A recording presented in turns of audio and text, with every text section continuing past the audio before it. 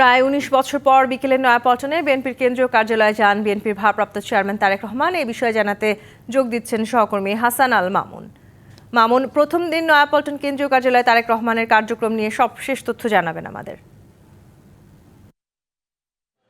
তন্নি, আপনাকে ধন্যবাদ। যেমনটি বলছিলেন যে দীর্ঘ ১৯ বছর পর বিএনপির ভারপ্রাপ্ত চেয়ারম্যান জনাব তারেক রহমান কিন্তু আজকে দলের কেন্দ্রীয় যে কার্যালয় সেখানে এসেছেন। বেলা ৩টায় তিনি গুলশান থেকে রওনা হন এবং ৪টা নাগাদে তিনি এই যে কেন্দ্রীয় কার্যালয় সেখানে এসে উপস্থিত হন।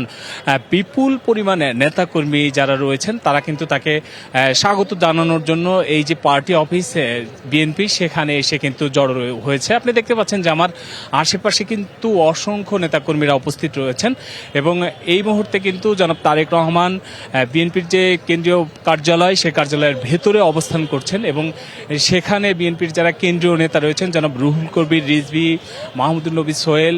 নতুন এবং ফিরে আসা গ্রাহকদের জন্য নগদে চলছে ক্যাশব্যাক সহ প্রতিদিন হাজারো উপহার জেতার সুযোগ। হবে আশা আর ফেরা, সারপ্রাইজ সেরা।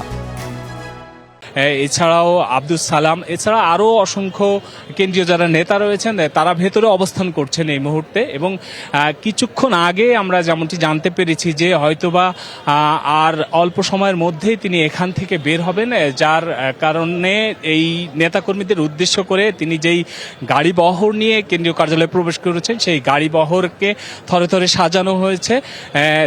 তিনি এখান থেকে বের হয়ে তার মা বিএনপির চেয়ারপারসন বেগম খালেদা জিয়া, যিনি দীর্ঘদিন এভারকেয়ার হাসপাতালে চিকিৎসাধীন রয়েছেন, তাকে দেখতে যাবেন বলে আমরা জানতে পেরেছি। তবে অল্প সময়ের মধ্যে তিনি এখান থেকে বের হবেন।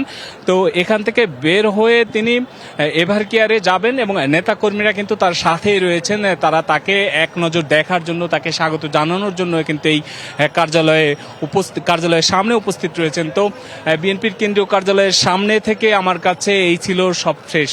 তন্নি।